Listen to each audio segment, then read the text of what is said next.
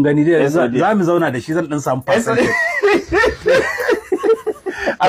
Assalamu alaikum jama'a, a tashi jama'a.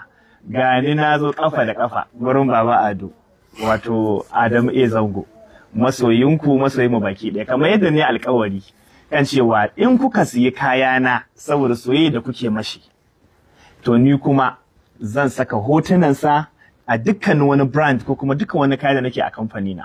Saboda haka kun nuna kauna, kun yi min ciniki na millions of naira, wallahi al'azim. Daga shekaran jiya zuwa yau ban san adadin cinikin da ne ba na kuɗaɗe saboda soyayya da kuke mashi, kuma duk wanda zai kai sai ya ce shi saboda Adamu A Zango zai siya daga sauran ƙasashe. Saboda haka wannan dalilin yasa ne tattaki kafa da kafa na zo har garin Kaduna, na zo na same shi a gidan shi, kuma alhamdulillah gashi na yo mai haɗin dukkan wani kaya da muke a kamfani na Sermotibi, sigarin ɗan wake, taliya, masara, alkama, sabaya, yaji da komai da muke yi na kawo mai kafa da kafa. Saboda haka gashi Baba Ado ne ce barin kawo ka. Allah ya saka da alkhairi. Sai dai ka san duk biya na ya kamata ce kai wannan abu. Wala ko sisi ban biya shi ba. Billahi sai kayan garin dan wake. Ko sisi ban biya shi ba. Wannan ka ci albarkacin masoya. Masha Allah. Ka ci albarkacin masoya. Nagode. Amma kamata ya mu zauna wata 'yar miliyan 5 a ce ta fito a hotunan nan da aka sa.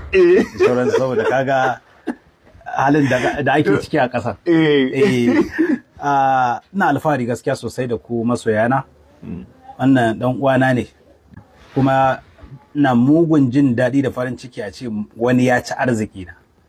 Ba tare da na ɗauki naira na bashi ba. No, abin da yake yi in na jingina da shi zai iya samun ƙarin daraja, ƙarin arziki da shauransu. Ina matuƙar jin daɗin haka. Duk wanda yake tare da ni ya san irin wannan abubuwa. So kamar yadda na faɗa muku, abu ne na kuɗi da zai zo ya ce zan sa hoton ka a cikin kaza nawa zan biya, kan faɗa masa. Amma albarkacin ku masoya ya fito kamar wasa.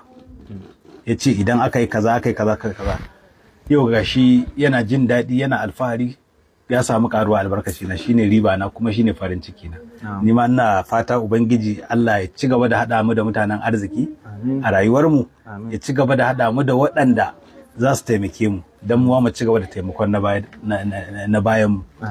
Da haka masoya ina godiya sosai da sosai saboda kun burge ni gaskiya, saboda ni kaina da naga post din a zuciyata ban ji cewa mutane yau za su sai kayi saboda ya amfani da cewa masoyan kaza ba, kuma kawai sai kuka ba da mamaki. Wannan irin soyayya da na gani gaskiya na jima sosai ban ga irin shi ba. Yanzu akwai nan gabaki daya ranka yade, kaga nan duka gabaki daya taliya ce, kuma duka kowanne kaga da hotonka a ciki. Nan alkama ne da garin dan wake, ka kowanne duka buhunan nan kowanne akwai sunayen, akwai hotonka da sunayenka a jiki, duka duk abubuwan da suke nan gurin kowanne ba wanda bamu saka hotonka a ciki ba. Saboda haka na gode a masoya kuma na gode kwarai da gaske. Allah shiga cikin lamarin ku, Allah ya saka muku da alkhairi.